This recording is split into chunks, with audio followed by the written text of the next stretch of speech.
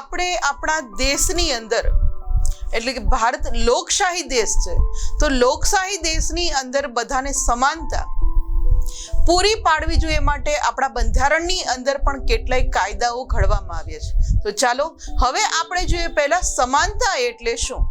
તો કે સમાનતા એટલે ભારતના બંધારણમાં વિદ્યાર્થી મિત્રો સૌને સમાન તક આપવાનું ઠરાવવામાં આવ્યું છે. પછી એ એકદમ ગરીબ વર્ગનો હોય કે એકદમ અમીર વર્ગનો હોય કે મધ્યમ વર્ગનો હોય, કોઈ પણ હોય, પણ બધાને સમાન તક મળે એવું આપણા બંધારણની અંદર કાયદા ઘડવામાં આવ્યું છે.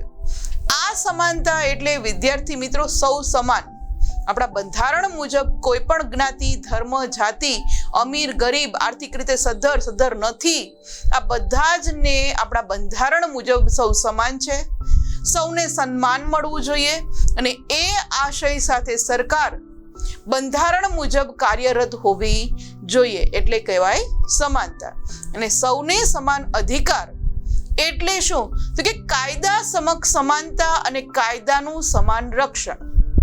જે કાયદો બનાવવામાં આવ્યો છે કે કોઈ એક ગુનાહિત કૃત્ય એક ગરીબ વ્યક્તિ દ્વારા થાય છે કે એક અમીર વ્યક્તિ દ્વારા થાય છે, ત્યારે કાયદા મુજબ બંનેને સમાન જ દંડ શિક્ષા મળવી જોઈએ.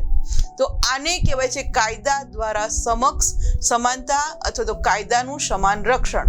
કે રક્ષણ પણ કાયદા દ્વારા મળે તો બંને વ્યક્તિને પછી કોઈ પણ વર્ગનો હોય, કોઈ પણ જાતિનો હોય, તો એને સમાન રક્ષણ જ મળવું જોઈએ.